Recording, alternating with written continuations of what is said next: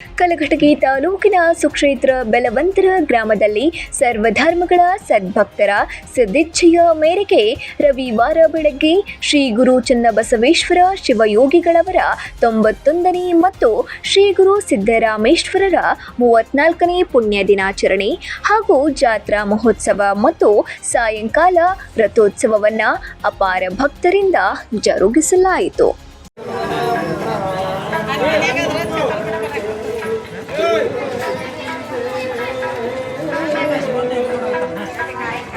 ಪೂಜ್ಯ ಶ್ರೀ ವೇದಮೂರ್ತಿ ಶ್ರೀ ರೇವಣ ಸಿದ್ದೇಶ್ವರ ಸ್ವಾಮಿಗಳು ಹಿರೇಮಠ ಸುಕ್ಷೇತ್ರ ಬೆಲವಂತರ ಇವರ ನೇತೃತ್ವದಲ್ಲಿ ಹಾಗೂ ಬೆಲವಂತರ ಗ್ರಾಮದ ಸರ್ವಧರ್ಮ ಗುರು ಹಿರಿಯರ ದೈವದ ಸಹಕಾರದೊಂದಿಗೆ ಮಂಗಳವಾರ ವಿಶೇಷ ಅಮಾವಾಸ್ಯೆಯ ಪೂಜಾ ಕಾರ್ಯಕ್ರಮಗಳು ಜರುಗುವವು.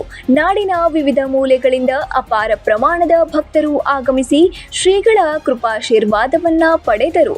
ಸೇರಿದ್ದ ಎಲ್ಲರಿಗೂ ವಿಶಿಷ್ಟವಾದ ಮಾದ್ಲಿ ಮಹಾದಾಸೋಹ ಅನ್ನ ಪ್ರಸಾದವನ್ನ ಜರುಗಿಸಲಾಯಿತು.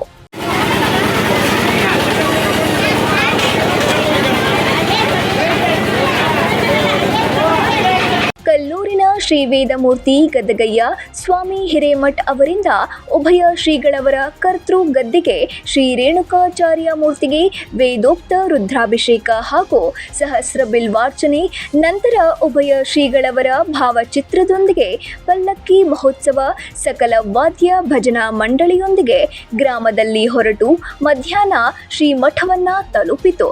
ಸುಕ್ಷೇತ್ರ ಮುಕ್ತಿ ಮಂದಿರದ ಶಿವಯೋಗಭೂಷಣ ತಪೋರತ್ನ ಶ್ರೀ ಶಬ್ರ ವಿಮಲ ರೇಣುಕಾ ಮುಕ್ತಿಮುನಿ ಶಿವಾಚಾರ್ಯರು ದಿವ್ಯ ಸಾನ್ನಿಧ್ಯವನ್ನ ವಹಿಸಿದ್ದರು.